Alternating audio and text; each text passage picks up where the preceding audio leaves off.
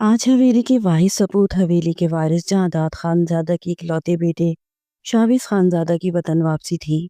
उसकी वापसी की खुशी में हवेली में एक बड़ा जश्न रखा गया था, जहां पूरा गांव मधु था। हर तरफ गहमा गहमी का आलम था। हवेली की चहल पहल देखकर जहांदाद खानजादा का सीना फख्र से मजीद चौड़ा हो जाता था। आज उनका इकलौता बेटा हवेली का वली अहद अपनी जवानी के पूरे जोबन पर पहुंचकर अपनी तालीम मुकम्मल करके अपने इलाके पे राज करने वापस आ रहा था। उनकी खुशी जोश का कहीं कोई ठिकाना नहीं था। तो वहीं लुबना भी बेटे की आमद का वक्त गिन गिन के गुजार रही थी। इशाल घंटों से तैयारी में मशगूल थी। मुकम्मल तैयारी के बाद भी हजारों बार खुद को आईने में देख लेने के बाद भी उसकी तसल्ली नहीं हो पा रही थी। बस कर दो इशाल, शाविज तुम्हारी अदाओं का यूं भी दीवाना है। इतना तरदू करोगी तो लड़का हवास को बैठेगा। मुझे तो डर है कहीं तुम्हारे इश्क में कोई रोग न ले ले, जंगलों का रुख ही न कर ले। कमरे में मौजूद होते हुए दारिया ने इसकी तैयारियों पर चोट की तो इशाल का चेहरा शर्म से गुलाबी पड़ता उसके हुस्न को दुआश्ता कर गया। इन दिनों सख्त सर्दी थी। एक रात इशाल के कमरे में छिपकली घुस आई। उस पर निगाह पड़ते ही वो इस जोर से चिल्लाई कि अलामान। शावेज भागा दौड़ा सबसे पहले उसके कमरे में पहुंचा। खौफ और हिरास की मारी वो उसके सीने से लिपट गई। क्या हुआ इशाल? आधी रात को इस तरह कोहराम मचा देने पे शावेज के दिल में जाने क्या क्या वसवसे पैदा हुए। गुस्सा और गैरत दोनों ही उबल पड़े। उसके सीने में मुंह छुपाए हुई थी। इसी हालत में छत पे रेंगती छिपकली की जानिब इशारा किया। वो जो उसे अपनी बाहों के हिसार में लिए उसकी गैर होती हालत के पेश नज़र उसे तसल्ली दी जा रहा था। जब उसकी उठी उंगली की जानिब ताक़ुब में देखा तो हंस हंस के लोटपोट होने लगा। इशाल हैदर खानजादा जैसी बहादुर और जंगजू लड़की एक छोटी सी छिपकली के डर से थर थर कांपने लगी। वो मुसलसल हंसता जा रहा था। इशाल ने सर उठाकर एक खफकी भरी नज़र से उसे देखा। आपका दिल है या पत्थर? देख नहीं रहे वो कितनी खौफनाक है? कैसे बड़े बड़े दीदे फाड़ के मुझे हिरास कर रही है। इशाल के मासूमियत भरे शिकवे पर वो मजीद लुत्फानंदोज हुआ। मोहतरमा, मेरी बाहों में आकर मेरे दिल में तलातुम बर्पा कर दिया है तुमने। खतरनाक तो मैं भी साबित हो सकता हूँ तुम्हारे लिए। मुझसे डर नहीं लग रहा तुम्हें? उसे अपने मजबूत बाजुओं में जकड़कर अपने सीने से लगाते हुए शावेज ने उसके गाल पर हल्की सी शरारत की तो इशाल का पूरा वजूद किसी अंगारे की तरह दहकने लगा। उसकी कुर्बत के एहसास ने थोड़ी देर कबल छाए डर के माहौल को यकसर बदल दिया था। आप पर मुझे खुद से ज़्यादा यकीन है। आप कभी भी ऐसा कुछ नहीं कर सकते जिससे कभी मेरी ज़ात पर कोई आ जाए। वैसे भी आप मेरे शौहर हैं। आपसे मुझे क्या ख़तरा हो सकता है? और बिलफर्ज अगर आपने अपनी टूथपेस्ट वाली स्माइल दिखा दिखा के मुझे परेशान करने की कोशिश की तो मैं जाकर सीधे ताया जान से आपकी शिकायत कर दूंगी।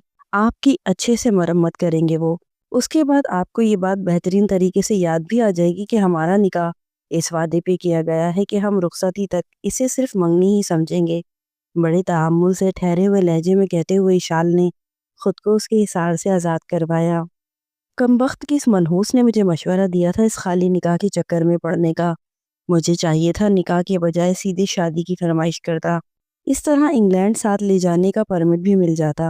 वो गहरी आह भरता अपने फैसले पे पछताया तो इशाल को हंसी आ गई।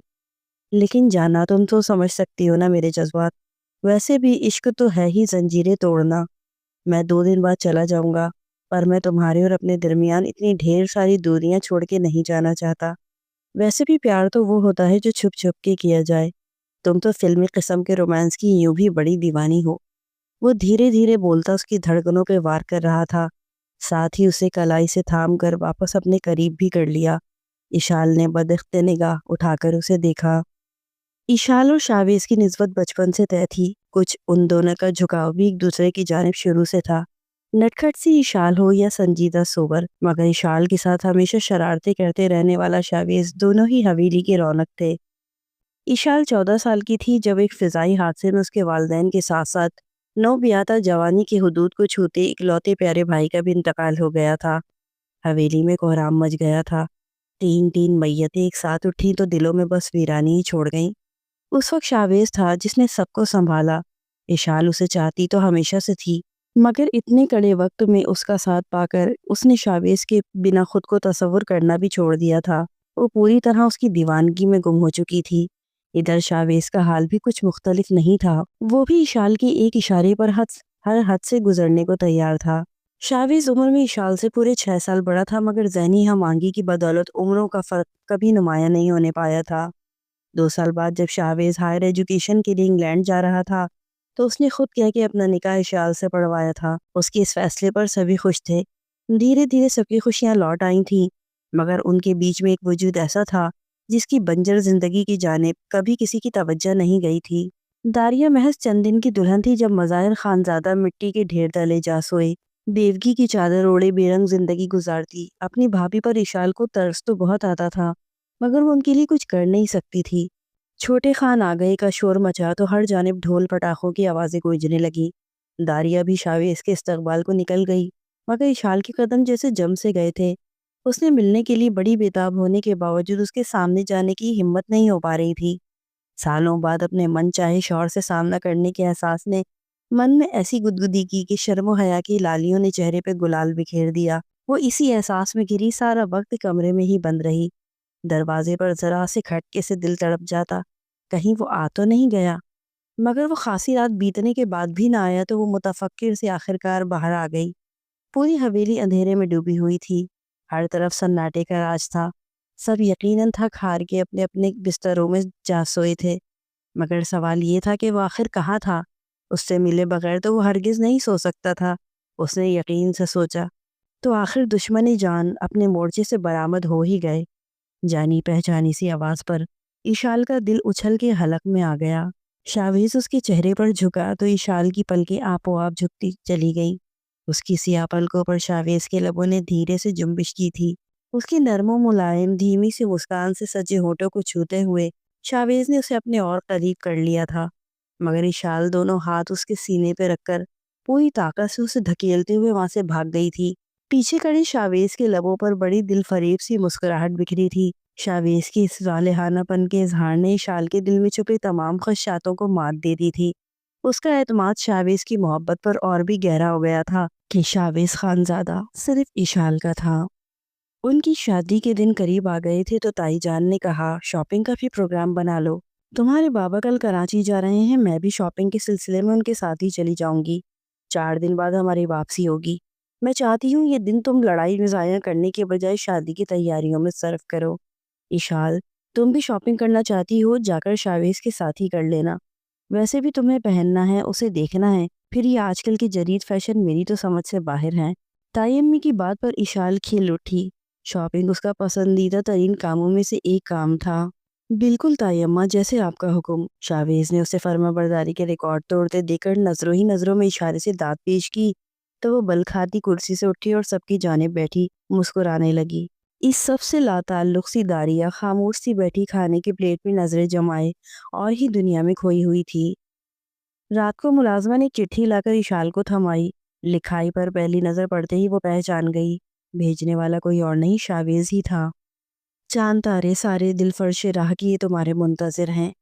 एक लाइन की इबारत में ढेरों पैगामात छुपे हुए थे, जिनमें से एक ये कि वो छत पर उसका इंतजार कर रहा था।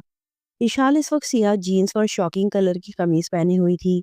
जल्दी से बिस्तर से उतरी, लिबास की शिकने दुरुस्त की, साथ ही खुले बालों में ब्रश चलाकर सीने पे दुपट्टा डाला और पैरों में चप्पल ओढ़कर छत की जानिब लपकी, जहां फन फैलाए नाक की तरह खामोशी का राज था।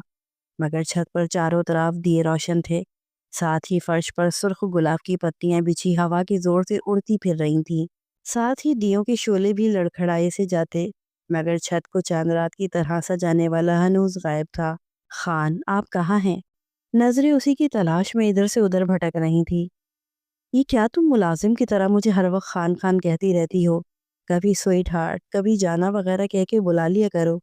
सीढ़ियों की जानिब से बरामद होते हुए शावेज ने बदमजा सा होकर कहा, मुझे अच्छा लगता है आपको खान कहना, बल्कि आपको खुश होना चाहिए। आपकी बीवी खुद को आपकी अदनासी कनीज समझती है। कर दी ना पेंडू लड़कियों जैसी बात। मर्द के शाना बशाना खड़े होकर अपना हक वसूल करना कब सीखोगी? आपके सर पर अंग्रेजों का बुखार चढ़ा हुआ है और कुछ नहीं। हम जैसे सादलू बगैर किसी गर्ज के पूरे दिल से मोहब्बत करने वाले लोग तो अब आपको जाहिल ही लगेंगे। आप तो किसी लंदन पलट लड़की से ही शादी कर लें। वो बहुत जल्दी खफा हो जाती थी, अब भी वॉकआउट करने लगी, तो शावेज ने हाथ से पकड़ के उसे रोक लिया। 7 समंदर पार की खाक छानने के बाद भी तुम जैसी एक नहीं मिली, वरना मैं तो तुम्हारी उससे दूसरी शादी वाली ऑफर को जरूर कबूल कर लेता। اس کے چہرے پہ بکھری لٹوں کو سنوارتے ہوئے شاویز نے بڑی سنجیدگی سے کہا۔ ایشال نے اس کی بات سن کر خفگی سے اس کے چہرے کی طرف دیکھا اور کہا، خان، کیا آپ کبھی مجھے چھوڑ کر کسی اور سے شادی کر سکتے ہیں؟ شاویز خانزادہ نے اسے اپنے سینے میں بسا کر کہا، جانے شاویز، ایسا کبھی نہیں ہو سکتا۔ شاپنگ کا بہانہ بنا کر وہ دونوں کل شام سب کو لاہور کا بتا کر 3 دن کے لیے ہنزا جا رہے تھے۔ اس بارے میں انہوں نے صرف داریہ بھابھی کو آگاہ کیا تھا جو ان کے ساتھ ہی جانے والی تھیں۔ وہ دوستوں کی محفل سے آج خاصی تاخیر سے لوٹا تھا۔ حویلی معمول کے مطابق اندھیرے میں ڈوبی ہوئی تھی۔ لمبی سی راہ داری عبور کر کے وہ اپنے کمرے کی جانب مڑنا ہی چاہتا تھا جب کچن سے اسے کسی کی باتوں کی آواز آتی محسوس ہوئی۔ اس کے قدم تھم گئے۔ رات کے اس پہر کون ہو سکتا تھا؟ اسے کسی مردانہ آواز کی بھنک نہ پڑتی تو وہ شاید نظر انداز کر دیتا، مگر رات کی اس وقت کچن میں موجود نسوانی آوازوں میں گونجنے والی یہ بھاری مردانہ آواز کس کی تھی وہ جاننا چاہتا تھا۔ وہ کافی فاصلے پر تھا، اس لیے باتوں کا مفہوم صاف سنائی نہیں دے رہا تھا، بس لفظوں کی گڈ مڈ ہوتی آوازیں تھیں۔ اس کے قریب آنے پر وہ آوازیں تھم گئی تھیں۔ شاید اس کے قدموں کی چاپ نے سامنے والے کو خبردار کر دیا تھا۔ چوکنا سا ہوتا وہ کچن میں داخل ہوا۔ لائٹ آن تھی۔ بھابھی، آپ؟ داریہ کو دیکھ کر اسے شوق لگا۔ آپ اس وقت یہاں کیا کر رہی ہیں؟ اس کا ماتھا ٹھنکا، جبکہ داریہ اپنے لرزتے قدموں پہ قابو پانے کی کوشش میں بے حال ہوئی جا رہی تھی۔ میں یہاں پانی کے لیے آئی تھی۔ بہانہ معقول تھا۔ اس کے ہاتھ میں اس وقت پانی سے بھرا جگ موجود تھا۔ شاویز کے ماتھے پر پڑے بلوں میں کمی آئی۔ میں نے سنا شاید یہاں پر کوئی اور بھی تھا، اس نے صاف صاف پوچھ لیا۔ ہاں، وہ دراصل میں انسٹاگرام پہ ویڈیوز دیکھ رہی تھی، چاہو تو چیک کر سکتے ہو۔ تمہارے سوال کرنے کا انداز کچھ اکھڑا اکھڑا اور بے یقین سا ہے۔ داریہ نے سنبھلتے ہوئے ایموشنل وار کیا۔ نہیں بھابھی، ایسی کوئی بات نہیں ہے، میں بس آپ کی حفاظت کے لیے پوچھنا چاہتا تھا۔ شاویز پر شرمندگی کے مارے گھڑوں پانی آن پڑا۔ اپنی بیوہ اور پاک دامن بھابھی کے بارے میں اس نے ایسا سوچ بھی کیسے لیا تھا؟ ساری رات وہ خود پر لعنت ملامت کرتا رہا۔ اگلے دن جہاں داد اور لبنہ کی روانگی کے بعد شاویز اور ایشال نے بھی تیاری پکڑی۔ بھابھی، آپ تیار ہیں نا؟ رخصتی کے وقت بھی داریہ کو یہ عام حلیے میں بیٹھے دیکھ کر ایشال نے پریشانی کے عالم میں پوچھا۔ چندا، میری طبیعت کچھ ناساز سی ہے، ایسے میں تمہارے ساتھ جا کر تمہارا بھی پروگرام بگاڑ دوں گی۔ تم دونوں چلے جاؤ، مجھے یہیں رہنے دو۔ عجیب سی طبیعت ہو رہی ہے، کچھ سمجھ نہیں آ رہا۔ ایشال نے غور سے دیکھا۔ واقعی اس کے چہرے پر زردیاں گھلی ہوئی تھیں۔ خیریت تو ہے بھابھی، آپ کہیں تو ہم رک جاتے ہیں۔ شاویز نے بھی اس کا بجھا بجھا چہرہ دیکھا۔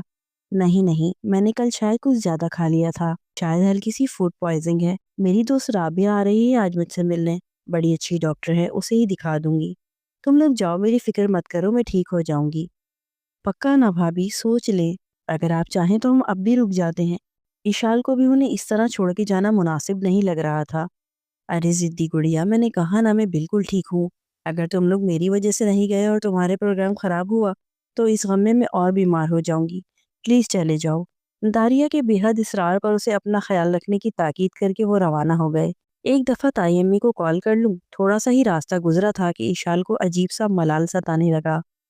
کم آن ایشال، نکاح کو شادی کے لقب سے نوازا جاتا ہے اور ہمارا نکاح بہت پہلے ہو چکا ہے، اس لیے تم بھی دقیانوسی باتیں سوچنا بند کر دو، پھر تو مجھے اپنے آدھے شوہر کی بجائے اپنا دوست بھی سمجھ سکتی ہو۔ اس طرح تو میں بالکل آپ کے ساتھ نہیں جا سکتی۔ آدھا ادھورا شوہر ہی ایک بہتر آپشن ہے۔ اس کی تجویز پہ ایشال کا چہرہ مزید اترا۔ شاویز نے ایک ترچھی سی نگاہ اس نازک کلی کے بے چین سے چہرے پہ ڈالی، گاڑی کو بریک لگا کر وہیں سڑک کنارے روک دیا۔ کیا ہوا؟ یہ تو میں پوچھنا چاہتا ہوں، کیا ہوا ایشال؟ تم میری بیوی ہو، تمہیں میرے ساتھ جاتے ہوئے کس چیز کا خوف ستا رہا ہے؟ میں کسی طرح کی حد قبل از وقت پار نہیں کر سکتا۔ کیا تمہیں مجھ پہ بھروسہ نہیں؟ اس کی آنکھوں میں آنکھیں ڈال کر شاویز نے پوچھا تو بے اختیار اس نے نفی میں سر ہلایا۔ مجھے آپ پر بھروسہ ہے، میں بس یہ سوچ رہی تھی کہ تائی اماں کو پتہ چلا تو وہ بہت ناراض ہوں گی۔ انہوں نے مجھے آپ کے ساتھ تنہائی میں ملاقات سے منع کیا تھا، کوچا کہ میں آپ کے ساتھ جا رہی ہوں۔ تم میرے ساتھ بالکل محفوظ ہو ایشال، کوئی بھی تمہارے اوپر انگلی نہیں اٹھا سکتا۔ اماں سائن سے میں خود بات کر لوں گا۔ اب یہ بچوں جیسی باتیں بند کرو اور اس یادگار سفر کو انجوائے کرو۔ شاویز نے ایک مرتبہ پھر منزل کی جانب رخت سفر باندھا۔ پہلے وہ دونوں لاہور پہنچے تھے، وہاں پورا دن شاپنگ کرنے کے بعد انہوں نے ہنزا کا سفر شروع کیا تھا۔ راستہ پر دونوں گاتے بجاتے جا رہے تھے۔ منزل کے قریب ایشال تو تھک کے سو گئی تھی، مگر شاویز مسلسل ڈرائیونگ میں مصروف تھا، اس لیے وہ اپنے طے شدہ شیڈول کے مطابق وقت پہ ہنزا پہنچ گئے تھے۔ تمہارا روم بالکل میرے روم کے ساتھ ہے، کسی بھی وقت کسی چیز کی ضرورت ہو تو تم بآسانی مجھ تک رہائی حاصل کر سکتی ہو۔ تیزی سے گیسٹ روم کی طرف سیڑھیاں چڑھ کر دوسرے فلور کی جانب بڑھتے ہوئے اس نے اشال کو آگاہ کیا۔ کیا مطلب ہے خان؟ آپ اچھی طرح جانتے ہیں میں کبھی بھی اکیلی نہیں رہی، مجھے ڈر لگتا ہے۔ میں اکیلے انجان جگہ پر سو تک نہیں سکتی۔ مجھے کچھ نہیں پتا، میں آپ کے ساتھ آپ کے کمرے میں رہوں گی۔ کمال ہے، ویسے عجیب لڑکی ہو، پورا راستہ تمہیں میری قربت کا غم ستائے جا رہا تھا اور اب تمہیں میرے ساتھ روم شیئر کرتے ہوئے ذرا فرق نہیں پڑ رہا۔ کیسی بے شرمی سے منہ پھاڑے فرمائش کر دی۔ ساری رات خوف کے سائے میں گزارنے سے بہتر ہے میں تھوڑی سی بے شرمی کا مظاہرہ کر ہی لوں، وہ بھی دو بدو بولی۔ شاندار گیسٹ روم کا کمرہ بھی عالیشان تھا۔ بیڈ پر اشال نے قبضہ کر لیا تو مجبوراً شاویز کو صوفے پہ سونا پڑا۔ وہ رات تو جیسے تیسے تھکن کی وجہ سے گزر گئی۔ انہوں نے اگلے دن شاپنگ کی۔ اس طرح رات کو اشال تھک ہار کے گہری نیند سوئی تھی۔ آدھی رات کو کروٹ بدلتے وقت ٹھنڈ سے آنکھ کھلی تو نظر اپنے برابر چت لیٹے شاویز سے ٹکرائی، جو اس کا لحاف پورا خود پر اڑے ہوش و خرد سے بیگانہ نیند کی وادیوں میں غرق تھا۔ اشال بوکلا کے اٹھ بیٹھی۔ اگلے ہی پل شدید تیش میں آ کر اس نے شاویز کو بری طرح سے جھنجھوڑ ڈالا۔ شاویز ہڑبڑا کے اٹھ بیٹھا۔ کیا ہوا؟ وہ نیند سے جاگا تو سو گھبرایا ہوا تھا۔ خان آپ یہاں کیا کر رہے ہیں؟ آپ نے وعدہ کیا تھا آپ کسی قسم کی حد پار نہیں کریں گے۔ اس کی بات پر شاویز نے سر ہاتھوں پہ گرا لیا۔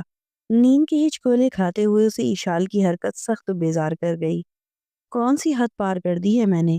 ایک تو میرے پلنگ پر پاؤں پسار کر سکون سے سو رہی ہو، اوپر سے الزام بھی مجھی پر۔ کل رات بھی صوفے پر سو کے میرا پورا بدن اکڑ گیا تھا۔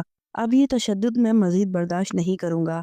تمہیں میرے یہاں سونے پر اعتراض ہے تو اٹھو شاباش، جا کر اپنے کمرے میں سو جاؤ۔ کھرا سا جواب دے کے وہ دوبارہ سے بستر پر دراز ہو گیا۔ لیکن خان آپ کو پتا ہے نا مجھے ڈر لگتا ہے۔ اشال جھنجھلا گئی۔ تو پھر چپ چاپ سو جاؤ یہیں، مجھے تنگ مت کرو۔ وہ آنکھوں پر بازو ٹکائے بھاری لہجے میں بولا۔ شاویز پر نیند کا غلبہ بری طرح سے چھایا ہوا تھا۔ خان آپ اچھا نہیں کر رہے، میں آپ سے ناراض ہو جاؤں گی۔ یہ کہہ کر اشال اس کا رد عمل دیکھنے کے لیے رکی، مگر جواب میں ہلکے ہلکے خراٹے گونجتے اسے چڑھا گئے۔ برے مون کے ساتھ وہ اٹھ کے صوفے پہ منتقل ہو گئی، جو بالکل کمرے میں موجود پڑی ایک واحد کھڑکی کے بالکل ساتھ دھرا ہوا تھا، جس پر لہراتے پردوں کا سایہ اشال پہ پڑ رہا تھا اور اسے ڈرا رہا تھا۔ رات آنکھوں میں کٹی۔ صبح شاویز سو کر اٹھا تو بالکل تر و تازہ تھا، مگر اشال کمرے میں کہیں دکھائی نہ دی۔ سو فریش ہو کر وہ اس کی تلاش میں نیچے چلا آیا اور گیسٹ ہاؤس کے لان میں بیٹھی تھی۔ اشال کے گال بری طرح پھولے ہوئے تھے۔ ویسے کیسی گزری تمہاری رات؟ کسی جن یا بھوت نے تم سے راہ و رسم بڑھانے کی کوشش تو نہیں کی؟ ہنس کر اسے چھیڑتے ہوئے شاویز کو اس کے ری ایکشن کا ذرا بھی اندازہ نہیں تھا۔ اشال اسے مسلسل غصے سے دیکھے جا رہی تھی۔ شرم و حیا تو آج کل کی نسل نے بیچ کھا لی ہے۔ داریا کے ساتھ جانے کے لیے کہا تھا مگر تم دونوں نے میری ایک نہیں سنی۔ منہ اٹھا کر شاویز کے ساتھ اکیلی چلی گئیں۔ نہ پوچھنا ضروری سمجھا نہ بتانا۔ وہ آتے ہی اس پر برس پڑی۔ پلیز اماں سائیں، میرا نہیں خیال اپنے شوہر کے ساتھ کہیں جانے کے لیے اشال کو کسی کی اجازت کی ضرورت درکار ہے۔ اتنی چھوٹی سی بات کا بتنگڑ مت بنائیں، وہ آفیشیلی میری بیوی ہے۔ یہ تو آپ نے رخصتی کی رسم کو ایک بڑا معمہ بنا لیا ہے، ورنہ بات اتنی خاص بڑی نہیں ہے۔ اشال کو حویلی کے کمرے سے نکل کے دوسرے کمرے میں ہی تو آنا ہے، مگر کیا کہیں کہ ہمارے معاشرے میں دنیا دکھاوے کے بنا گزارا ہی ممکن نہیں۔ شاویز تھکا ہوا تھا، آتے ساتھ ہی چیک پوسٹ پر روک لیا گیا تو وہ بیزار ہوا۔ ٹھیک ہے، اب تمہیں ہماری باتیں بتنگڑ ہی لگیں گی، تمہاری مرضی ہے، جو جی میں آئے وہ کرو۔ ماں کو خفا ہوتے دیکھ کر اس نے لب کو چل کر بے بسی سے اشال کو دیکھا، وہ بھی اسے ہی دیکھ رہی تھی۔ آئی ایم سوری تائی اماں، میں مانتی ہوں میری غلطی ہے، مجھے آپ سے پوچھے بنا نہیں جانا چاہیے تھا، پلیز اس بار معاف کر دیں، آئندہ پکا آپ کے حکم کی خلاف ورزی نہیں کروں گی۔ ان کے برابر صوفے پر بیٹھ کے ان کی گلے میں بازو ڈال کر اشال نے لاڈ سے معافی مانگی تو وہ بھی زیادہ دیر خفا نہ رہ سکی۔ جو ہو چکا سو ہو چکا، اب جیسے میں کہوں گی تم دونوں کو میری بات ماننی پڑے گی۔ اشال، تم کل سے مائیوں بیٹھ رہی ہو اور کل سے لے کر شادی کے دن تک تم شاویز کے سامنے نہیں آؤ گی۔ روایات کی پاسداری بہت ضروری ہے بیٹا، مجھے امید ہے تم شاویز کو بھی منا لو گی اس بات پر۔ انہوں نے ایک ناراض سی نظر شاویز پہ ڈالی اور اٹھ کے اندر چلی گئیں۔ اشال نے سینے پہ بازو باندھ کر صوفے کی پشت سے سر ٹکائے شاویز کو دیکھا۔ سن لیا اپنی والدہ ماجدہ کے آرڈر، آپ خبردار جو رول بریک کرنے کی کوشش کی تو، ویسے بھی چند دن کی دوری سہ کر دیکھیں، اس کا بھی الگ ہی چارم ہے۔ اب سیدھا مہندی پر ملاقات ہوگی۔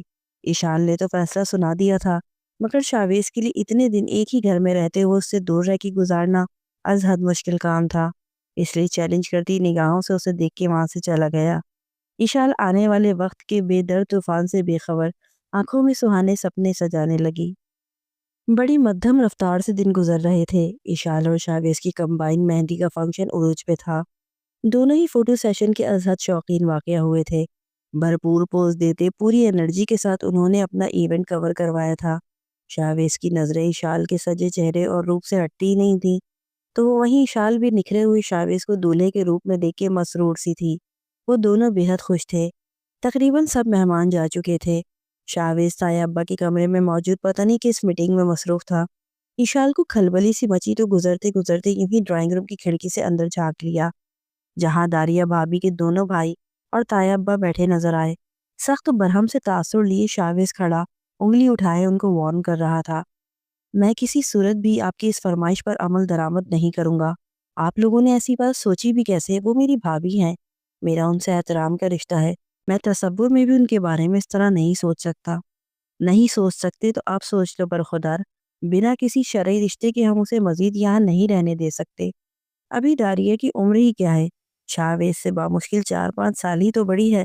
خانزادہ صاحب فیصلہ آپ پر ہی ہے۔ داریہ کا نکاح شاویز سے پڑھوا کر اس کو بھی زندگی گزارنے کا حق دیں، یا پھر اسے ہمارے ساتھ رخصت کر دیں۔ ہم اپنی بہن کو کسی اچھی جگہ پر بیاہ لیں گے۔ جمال خان نے بہن کے معاملے میں اب اٹل فیصلہ کر لیا تھا، آر یا پار۔ لالا بالکل ٹھیک کہہ رہے ہیں، ہم بس شاویز کی رخصتی کے منتظر ہیں۔ شاویز کی شادی کے بعد فوراً یا تو آپ ہماری بہن سے اس کا نکاح پڑھوا دیں، یا پھر اس کے فیصلوں کی ڈور ہمارے ہاتھ میں تھما دیں۔ ویسے بھی قبیلے کی ریت یہی ہے کہ بھائی کی بیوہ اپنا کر اپنی سرپرستی میں لیا جاتا ہے، یا پھر اس کی وراثت کے ساتھ اسے واپس اس کے خاندان میں لوٹایا جاتا ہے۔ آپ فیصلہ کر لیں، آپ کیا چاہتے ہیں؟ استقلال خان نے بھی بڑے بھائی کی حمایت میں بلند آواز ہو کے کہا۔ جہاں داد خانزادہ سر جھکائے پر ایشان حال بیٹھے ہوئے تھے۔ ان کی باتوں نے ایشان کے دل پر مانو جیسے برچھیاں چلا دی تھیں۔ اندر ہی اندر کیا کھچڑی پک رہی تھی اسے اندازہ نہیں تھا۔ آپ کو جو بھی کرنا ہے میری طرف سے پوری آزادی ہے، چاہے تو انہیں اپنے ساتھ لے جا سکتے ہیں۔ جائیداد میں بھی ان کا جتنا حصہ بنتا ہے وہ ان کا حق ہے۔ میں کبھی بھی ان کے جائز حق کی راہ میں رکاوٹ نہیں بنوں گا، اور اگر آپ انہیں یہیں رہنے دینا چاہیں تو بغیر کسی شرط کے چھوڑ جائیے، کیونکہ میں اپنی بیوی سے بے وفائی کرنے کے بارے میں سوچ بھی نہیں سکتا۔ شاویز نے بغیر ایک لمحہ ضائع کیے فیصلہ سنا دیا۔ رکیے آپ لوگ۔ دونوں اٹھ کر جانے لگے تو جہانداد خانزادہ کی آواز نے ان دونوں کی قدم روک لیے۔ جہانداد خانزادہ اب خود بھی کھڑے ہو چکے تھے۔ شاویز خانزادہ ہماری نسل کا اکلوتا وارث، اس ریاست کا ولی عہد ہے۔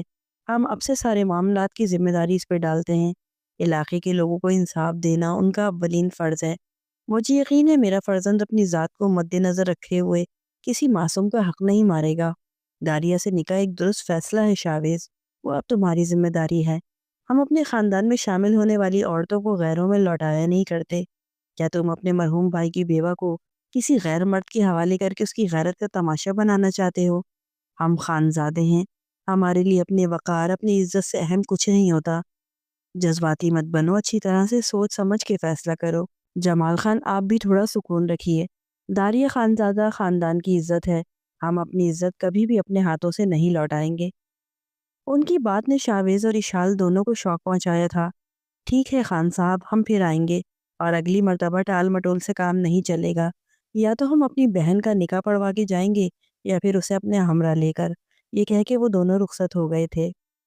بابا جان کی آپ کیا کہہ گئے ان کے سامنے؟ ایشال آپ کی بھتیجی ہے، میری بیوی ہے، ہم اس کے ساتھ اتنی بڑی ناانصافی کیسے کر سکتے ہیں؟ وہ برداشت نہیں کر سکتی، اور میں اس سے بہت محبت کرتا ہوں۔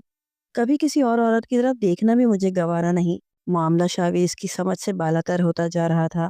جس قبیلے کی آن بان کو سنبھالنے کے لیے تم نے کچھ روز پہلے دستار پہنی ہے شاویز، اس سفید پگڑی کو اس بنیاد پر داغدار مت کرو کہ اپنے پرائی کے فرق سے ہم انصاف کرنے لگیں۔ داریہ ہمارا خون نہ صحیح مگر ہمارے خاندان کا حصہ ہے، ہم اس کے حقوق سے کب تک نظریں چرائیں گے؟ کئی سال بیت گئے مگر کبھی داریہ اپنے لبوں پر حرف شکایت نہیں لائی۔ اب وقت آ گیا ہے کہ اسے اس کے صبر کا صلہ ملے۔ میرا فیصلہ یہی ہے کہ تمہیں داریہ سے نکاح بہرحال کرنا پڑے گا۔ کل کا دن گزر جائے تو ایشال سے تم خود بات کر لینا۔ جہاں داد خانزادہ نے تو جیسے تیسے طے کر لیا تھا، محبت میں بے وفائی کا توق شاویز کی گلے میں ڈال کر ہی رہیں گے۔ نہیں بابا، مجھے آپ کا فیصلہ کسی صورت منظور نہیں، دنیا ادھر کی ادھر ہی کیوں نہ ہو جائے۔ شاویز خانزادہ صرف ایک ہی عورت کا رہے گا اور اس کا نام اشال ہے۔ میں نے خود کو اس کے نام لکھ دیا ہے، اب دنیا کی کوئی طاقت مجھے اس جبر پہ مجبور نہیں کر سکتی۔ وہ دو ٹوک خشک لہجے میں کہہ کر وہاں سے جا چکا تھا۔ اشال کے لرزتے قدموں کو جیسے ڈھارس سی بندھی تھی۔ اشال سرخ جوڑے میں سجی سوری حسن کی دیوی بنی شاویز کے کمرے میں موجود تھی۔ وہ کمرے میں داخل ہوا تو داریہ کو وہاں موجود پایا۔ ہارٹ اٹیک الرٹ دیور جی۔ گلا کھنکارتے ہوئے اس نے شرارت سے شاویز کو چھیڑا اور شب بخیر کہہ کے کمرے سے نکل گئی۔ اسے جہاں داد خانزادہ نے اپنے کمرے میں بلایا تھا سو اس کا رخ اسی جانب تھا۔ شاویز بیڈ پہ اشال کے قریب بیٹھ گیا۔ میک اپ سے لیس اس کا چہرہ چمکتے چاند جیسے لگ رہا تھا۔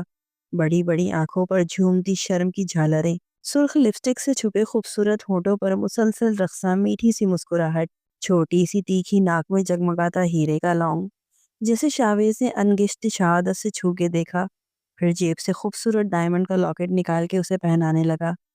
تمہاری منہ دکھائی کا تحفہ تو ہو گیا، اب بتاؤ میرا تحفہ کہاں ہے؟ اس کی گود میں سر رکھ کے لیٹتے ہوئے شاویز نے اس کے ہاتھ اپنے ہاتھوں میں لے کر اپنے سینے پہ دھر لیے۔ آپ کا تحفہ کس خوشی میں؟ منہ دکھائی تو صرف دلہن کی ہوتی ہے۔ اشال کا دل سینے میں دھڑ دھڑ کر رہا تھا، وہ نروس ہو رہی تھی۔ کیوں بھائی، جب دولہے کا منہ ہوتا ہے تو پھر اس کی منہ دکھائی بھی ہونی چاہیے، یہ تو میرے ساتھ مکمل زیادتی ہے، اس نے احتجاج کیا۔ کیا چاہیے آپ کو منہ دکھائی میں؟ اشال نے اپنی پرسوچ نظریں شاویز کے چہرے پہ گاڑی۔ مجھے بہت اہم چیز چاہیے تم سے۔ شاویز نے لیٹے لیٹے اپنا ہاتھ بڑھا کے تکیے کے نیچے سے پیپرز نکال کے اشال کے سامنے لہرائے۔ اس نے ہاتھ میں پکڑ کے دیکھا، وہ تو MCS کا ایڈمیشن فارم تھا۔ وہ چاہ کر بھی شاویز کو انکار نہیں کر سکتی تھی، اس لیے سائڈ ٹیبل سے پین نکال کے فارم فل کرنے لگی۔ فل کر کے فارم اسی کی طرف تھما دیا۔ That's like a good girl, اس نے شاباشی دی۔ تھوڑا سا کھسکتے ہوئے شاویز نے اسے خود پہ گرا لیا۔ یہ کیا کر رہے ہیں؟ بے اختیار اس کی زبان پھسلی۔ ابھی تو تم کہہ رہی تھی شادی کی پہلی رات ہے، میں تو بس تھوڑا سا رومانٹک ہو رہا تھا۔ اشال پوری کی پوری لرز سی گئی۔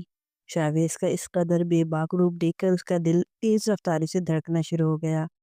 وہ آج ہماری ویڈنگ ویڈیو کمپلیٹ ہو گئی تھی نا، کب تک ملے گی؟ ہکلاتے ہوئے تھوک نکل کے پوچھا۔ یہ کوشش شاویز کو موضوع سے ہٹانے کی طرف تھی۔ ابھی کہاں مکمل ہوئی ہے، ابھی تو وائنڈ اپ ہونا باقی ہے۔ شاویز پر بھلا کہاں ان باتوں کا اثر ہونے والا تھا۔ اسے باہوں کی اثار میں لیتے ہوئے اس نے اس کے کان میں سرگوشی کی۔ میرے خیال سے ایک رومانٹک سے کس پر وائنڈ اپ ہونا چاہیے، کیا خیال ہے؟ اس کے لبوں پر جھکتے ہوئے وہ شریر ہوا۔ شاویز کی قربت نے اشال کے ہوش و حواس بری طرح سلب کر لیے تھے۔ اس رات محبت اپنے جوبن پر آئی تھی تو برسات بن کر ان پر خوب برسی تھی۔ کوئی بری طرح ان کا دروازہ پیٹ رہا تھا۔ شاویز ہڑبڑا کے نیند سے جاگا، پہلی نظر اشال سے ٹکرائی جو پرسکون گہری نیند سو رہی تھی۔ شاویز نے فوراً بستر چھوڑتے ہوئے دروازہ کھولا تو سامنے ماسی سکھاں کھڑی تھی۔ کیا آفت پڑ گئی ہے؟ صبح باہر کے ملگجے اندھیرے سے اسے اندازہ ہو رہا تھا فجر کی قریب کا کوئی وقت تھا۔ چھوٹے خان، بڑی تباہی ہو گئی ہے جی، داریہ سائی نے خودکشی کر لی ہے۔ ماچی سکھا کی ہوائیاں اڑی ہوئی تھی۔ کیا بکواس کر رہی ہو؟ ہوش میں تو ہو؟ شاویز پر چھایا نیند کا غلبہ منٹوں میں ہوا ہوا۔ اڑی رنگت کے ساتھ وہ دیوار کا سہارا لے کے کھڑا تھا۔ میں سچ کہہ رہی ہوں سائیں، میں تو ان سے ناشتے کی تفصیلات پوچھنے گئی تھی، مگر ان گناہگار آنکھوں نے جو منظر دیکھا بڑا ہولناک تھا۔ بیوی پنکھے سے لٹکی ہوئی تھی۔ بڑے خان انہیں اسپتال لے گئے ہیں، وقت کم تھا اس لیے آپ کو بتانے کا حکم مجھے دیا گیا۔ مائی سکھا نے رپورٹ پہنچائی تو وہ تیزی سے اپنا موبائل اور گاڑی کی چابی اٹھا کے اسپتال کی طرف روانہ ہوا۔ کیسی ہیں وہ؟ اسپتال پہنچ کے پہلا سوال جو شاویز نے کیا وہ فطری سا تھا۔ زندہ ہے، دونوں ہاتھ مسلتے ہوئے وہ پریشانی سے بولے۔ میری سمجھ میں نہیں آ رہا بابا سائیں، انہوں نے ایسا کیوں کیا؟ شاید کل والی گفتگو کی بھنک لگ گئی ہوگی۔ یہ سب ان کے بھائیوں کا فتور کا نتیجہ ہے۔ میں جانتا تھا بھابھی کی غیرت میرے نام سے خود کو منسوب کرنا کبھی بھی گوارا نہیں کرے گی۔ بات وہ نہیں ہے شاویز، میری بات خود ہوئی ہے کل اس کے ساتھ۔ اس نے ایسا کچھ نہیں کہا جس سے مجھے لگے کہ وہ اس رشتے سے ناخوش ہے۔ حالانکہ میری خود غرض دل کی یہ خواہش تھی کہ وہ خود اس رشتے سے انکار کر دے، مگر اس نے ایسا نہیں کیا۔ میں نے اسے صاف بتا دیا تھا کہ وہ کسی خاندان کی بہو ہرگز نہیں بن سکتی، اور یہ بھی بتا دیا تھا کہ تم اس رشتے پہ فی الحال انکاری ہو۔ شاید اسی بات سے نا امید ہو کہ اس نے اتنا بڑا قدم اٹھایا۔ جہاں داد خانزادہ کی باتیں سن کر وہ مکمل سناٹے میں آ گیا تھا۔ مجھے خوف ہے ان کے بھائیوں کو اس بات کی بھینک پڑ گئی تو وہ کوئی تماشا نہ کر دیں۔ داریہ کی اس حالت کے ذمہ دار کہیں نہ کہیں ہم بھی ہیں، خاص طور پر تم۔ تمہیں اپنی بیوی کے آگے کچھ دکھائی نہیں دیتا، کسی کا حق بھی نہیں۔ اگر اسے کچھ ہو گیا تو اس کی موت کے ذمہ دار سراسر تم ہوں گے شاویز، تم۔ جہاں داد خانزادہ نے انگلی اٹھا کے اسے وارن کیا تو وہ نیچے ہی زمین پر ڈھیر ہوتا چلا گیا۔ پچھتاوے کی ہلکی سی چنگاری اس کے دل میں لگنے لگی تھی۔ 2 دن کے بعد داریہ ڈسچارج ہو کے گھر آئی تھی۔ ان 2 دنوں میں شاویز مکمل منظر سے غائب رہا۔ حویلی میں چیدہ چیدہ سے چند مہمان بھی جمع ہو چکے تھے، جن میں داریہ کے میکے والے شامل تھے۔ اشال شاویز کے غائب ہونے پر پہلے پریشان تھی۔ گھر میں خفیہ سرگرمی نے اس کی سانسیں مزید تنگ کر دی تھی۔ بھابھی، کیوں کیا آپ نے ایسا؟ بڑے گہرے خوف کے سائے میں گھر کر وہ ان کے روبرو ان سے سوال کر رہی تھی۔ جواب میں آنسو پیتی داریہ سر جھکائے بیٹھی تھی۔ آپ کی وجہ سے اگر میری خوشیاں بھرے سنسار میں آگ لگی تو یاد رکھیے گا، میں آپ کو کبھی معاف نہیں کروں گی۔ اپنے شوہر اپنے پیار کے معاملے میں ہر لڑکی خود غرض ہوتی ہے۔ اشال کا رد عمل فطری تھا۔ مولوی صاحب کی آمد پر اشال کا دماغ پوری طرح معاف ہونے لگا تھا۔ تھوڑی ہی دیر بعد تھکا ہارا پریشان حال مجھے چہرے کے ساتھ شاویز بھی حویلی میں داخل ہوا۔ اسے آتے دیکھ کے اشال بنا ارد گرد موجود لوگوں کا خیال کیے اس کے سینے سے لپٹ گئی۔ شاویز، یہ سب کیا ہو رہا ہے؟ یہ تایا ابا کیا کر رہے ہیں؟ پلیز انہیں روکیے، مجھے بہت گھبراہٹ ہو رہی ہے۔ جتنا غبار دل میں چھپا تھا آنسو کے ذریعے شال نے بہا دیا۔ شاویز سرخ انگارہ ہوتی آنکھوں کو مودے اس کے آنسو کی نمی اپنی بھیگتی شرٹ میں محسوس کر رہا تھا۔ پھر ایک گہرا سانس خارج کرتے ہوئے اس نے اسے شانوں سے تھام کے خود سے جدا کیا اور ہاتھ سے تھام کر اوپر اپنے کمرے میں لے آیا۔ وہ اسے اپنے دل کی بربادی کا حال بتانا چاہتا تھا، مگر الفاظ زبان کا ساتھ چھوڑ گئے تھے۔ خان، آپ جائیں نہ تایا ابا کے پاس، جا کر انہیں منع کریں۔ آپ کیسے داریہ بھابھی سے شادی کر سکتے ہیں؟ آپ تو میرے ہیں نا، صرف میرے۔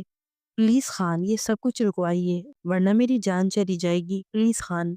وہ اس کا گریبان پکڑے اسے جھنجھوڑ رہی تھی۔ شاویز کی بھیگتی پلکیں دیکھ کر اشال کا دل مزید سہما جا رہا تھا۔ خان، آپ چپ کیوں ہیں؟ بولے نہ تایا ابا کو، یہ داریہ بھابھی کا ایموشنل بلیک میلنگ میں آ رہے ہیں۔ اگر اتنا ضروری ہے ان کی شادی کرنا تو کہیں اور کسی اور سے کر دیں۔ شاویز ہی کیوں چاہیے انہیں؟ وہ تڑپتی مچلتی شاویز کے دل پر آریاں چلا رہی تھی۔ اسے اپنا ضبط ٹوٹتا محسوس ہو رہا تھا۔ خان، تایا ابا سے کہیں نا، میں سائن نہیں کروں گی۔ اشال، سائن کر دو۔ اس کی دہائیوں پر شاویز نے دل سخت کر کے یہ جملہ ادا کیا۔ کسی بے جان پتھر کی طرح بے حس و حرکت۔ اشال کی حالت ایسی تھی جیسے طوفان آ کر چلا گیا ہو۔ وہ فرش پہ گرنے کے سے انداز میں بیٹھی تھی، آنسو بہاتی آنکھیں جامد سی ہو گئیں۔ اس کی چیخو پکار بس ایک اسی کے دم سے تو تھی، وہی ہرجائی ہو گیا تو الفاظ بھی گونگے ہو گئے، آواز بھی گھٹ گئی۔ سکتے کے سے عالم میں شاویز کی آنکھوں کے سامنے بنا کسی مزید احتجاج کے اشال نے سائن کر دیے تھے۔ شام ہونے تک شاویز کا نکاح داریہ سے ہو چکا تھا۔ اشال شاویز کے کمرے میں اسی پوزیشن میں کسی ہارے ہوئے جواری کی طرح گھنٹوں بیٹھی رہی تھی، لوٹے پٹے مسافر کی طرح اپنے غم کا سوگ مناتی۔ وہ دل کو سمجھا رہی تھی، اس کی زندگی میں یہ انہونی ہو چکی تھی اور اب یہی سچ تھا۔ رات کا وقت تھا۔ شاویز دروازہ کھول کے اندر داخل ہوا۔ اسے ہنوز اسی طرح اکڑو بیٹھے دیکھ کے اس کی جانب بڑھا، اسے سہارا دے کے اٹھا کے بستر پہ بٹھایا۔ کچھ بھی کہنے کی جرت وہ اپنے اندر نہیں پا رہا تھا، مگر اسے کچھ تو کہنا تھا، کچھ ایسا جو اشال کے صدمے، اس کی برہمی کو کم کر سکے۔ مجھے طلاق چاہیے۔ اس کے کچھ کہنے سے پہلے ہی اشال بول اٹھی۔ شاویز کو کرنٹ لگا، تمہارا دماغ ٹھیک ہے؟ یہ تم کیا کہہ رہی ہو؟ صدمے نے تمہاری حالت بری کر دی ہے۔ ہم کل بات کریں گے۔ شاویز نے فرار ہونا چاہا، مگر اشال کی آواز نے اس کے قدم جکڑ لیے۔ اپنی دوسری بیوی کے پاس جا رہے ہو نا شاویز خانزادہ؟ سنتے جاؤ، کسی اور عورت کی حصار سے واپسی پر اشال خانزادہ کے پاس آؤ گے تو تم کسی صورت بھی اس کے لیے قابل قبول نہیں ہوں گے۔ میں تمہیں دھتکارتی ہوں شاویز خانزادہ، تم ایک بے وفا ہرجائی مرد ہو۔ ایسے مرد کی میری زندگی میں کوئی جگہ نہیں۔ میں ابھی اسی وقت یہ حویلی چھوڑ کے جا رہی ہوں اور تم مجھے روک نہیں سکتے۔ اگر تم نے مجھے روکا تو میں اس حویلی کی چھت سے کود کے جان دے دوں گی۔ تمہاری دوسری بیوی کی طرح خودکشی کا ڈرامہ نہیں کروں گی، یاد رکھنا۔ میں اپنے خان سے محبت کرتی تھی مسٹر شاویز خانزادہ، تم ایک بٹے ہوئے انسان ہو اور میں نے کبھی کمپرومائز کرنا نہیں سیکھا۔ میرے خان نے مجھے اتنا اعتماد اور پیار دیا کہ میں ان کی مکمل توجہ کا مرکز بنی، خود کو دنیا کی سب سے خوش قسمت ترین لڑکی تصور کرنے لگی، مگر اب اسی نے مجھے اٹھا کے زمین پہ پٹخ دیا ہے۔ اشال، میں اپنے جیتے جی تمہیں کبھی نہیں چھوڑ سکتا، میں کسی صورت تمہیں طلاق نہیں دے سکتا۔ اگر تم مجھ سے دور ہی جانا چاہتی ہو تو میں تمہیں روکوں گا بھی نہیں، اپنا فیصلہ کرنے کا میں تمہیں پورا اختیار دیتا ہوں۔ تمہاری ہر سزا مجھے منظور ہے، تم جہاں جانا چاہتی ہو چلی جاؤ، مگر پلیز خدا کے لیے مجھے طلاق کا مطالبہ مت کرو۔ وہ بھرپور شخصیت کا مالک اونچا لمبا مرد اس کے آگے ہاتھ جوڑے کھڑا تھا۔ ایک شرط پر۔ مجھے تمہاری ہر شرط منظور ہے اشال، تم کہہ کر تو دیکھو۔ شاویز خان زادہ، تم کسی بھی صورت واپس میری زندگی میں داخل ہو کر مزید زہر گھول میرے پیچھے نہیں آؤ گے۔ اور اس لمحے اس کی سخت ترین شرط منظور کر کے شاویز نے خود کو پچھتاوے کی بھٹی میں جلنے کے لیے چھوڑ دیا تھا۔ اس ایک رات نے دونوں کی زندگیوں کو یکسر بدل دیا تھا۔ سگریٹ کے گہرے گہرے کش لگا کے دھواں چھوڑتے ہوئے کسی اہم فائل پہ جھکا ہوا تھا جب نرس اندر داخل ہوئی۔ ارے یہ کیا کر رہے ہیں آپ؟ کیسے شوہر ہیں؟ آپ کی بیوی کی اتنی سیریس کنڈیشن ہے اور آپ کو احساس تک نہیں؟ آپ یہاں بیٹھے سگریٹ سلگا رہے ہیں؟ یہ آپ کے ہونے والے بچے کے لیے خطرناک ثابت ہو سکتی ہے، آپ کو اندازہ ہے؟ ادھیڑ عمر نرس پچھلے 2 دنوں سے اس عجیب سے جوڑے کو نوٹس کر رہی تھی۔ بیوی کے پاس موجود ہوتے ہوئے بھی اس کا شوہر یکسر اس سے انجان بنا ہوا تھا۔ اب بھی صرف نرس کے کہنے پہ شاویز اٹھ کے کمرے سے باہر نکل گیا۔ داریہ کی پریگننسی خاصے کریٹیکل مراحل سے گزر رہی تھی۔ خون کی شدید کمی اور مسلسل ہائی بلڈ پریشر کے باعث ڈاکٹر نے اسے 1 ہفتہ پہلے ہی ایڈمٹ کر لیا تھا۔ شاویز کو ہاسپٹل میں دم سا گھٹنے لگا تو وہ شہر میں موجود اپنے بنگلے پہ چلا آیا۔ مہینوں بعد اسے اشال سے ہونے والی مختصر سی ملاقات مسلسل دماغ میں گردش کر رہی تھی۔ اسے کب سے اس موقع کی تلاش تھی۔ اب جب مناسب وقت آیا تو اشال اس کی بات سننے کے لیے تیار نہیں تھی۔ اسے ہر حال میں اشال کو راضی کرنا تھا۔ وہ صرف ایک دفعہ اسے صفائی دینے کا موقع دے دے۔ داریہ کی زندگی سخت رسک پر تھی۔ وہ آپریشن سے پہلے ہی اشال کے سامنے سب کچھ کلیئر کرنا چاہتی تھی۔ اتنے مہینوں میں ضروری کام کے علاوہ شاویز اور اس کے درمیان کوئی اور بات نہیں ہوئی تھی، کیونکہ ان میں ایسا کوئی تعلق تھا ہی نہیں۔ ٹھنڈ دن بدن بڑھتی جا رہی تھی مگر دلوں پر جمی برف پگھلنے کا نام نہیں لے رہی تھی۔ بے حد بےقلی سوار ہونے لگی تو وہ اشال کی مطلوبہ رہائش گاہ پہ جا پہنچا۔ تیسری بیل پر دروازہ اشال نے کھولا ہی تھا مگر اسے سامنے دیکھ کر اس کے منہ پر ہی دروازہ بند کر دیا۔ اشال میری بات تو سن لو ایک بار، تم ایک بہت بڑی غلط فہمی میں جی رہی ہو، پلیز مجھے صفائی کا ایک موقع دو۔ وہ پکارتا جا رہا تھا مگر وہ رکی نہیں۔ شاویز وہیں اس کی کمرے کے باہر ہی اپنی مرسیڈیز سے ٹیک لگائے دھرنا دیے پوری رات کھڑا رہا۔ صبح جب وہ یونیورسٹی کی جانے کے لیے نکلی تو گھر کے باہر اسے گاڑی کے فرنٹ سیٹ پہ ہی سوتا دیکھ کے چونک گئی۔ اس کا مطلب وہ رات بھر اس کا انتظار کرتا رہا تھا۔ شام سے آسمان پہ بادل چھائے ہوئے تھے، اب باہر بارش بہت تیز ہو رہی تھی۔ گرجتے بادلوں کی آواز اس کے دل کو لرزا رہی تھی۔ من میں عجیب سے احساسات جاگ رہے تھے۔ وہ اتنی ٹھنڈ میں باہر کھڑا بھیگ رہا ہے، کہیں بیمار ہو گیا تو کیا وہ جا کر اسے اندر لے آئے یا پھر ضد باندھے یا نہ کہ جنگ میں ہتھیار اٹھائے ڈٹی رہے۔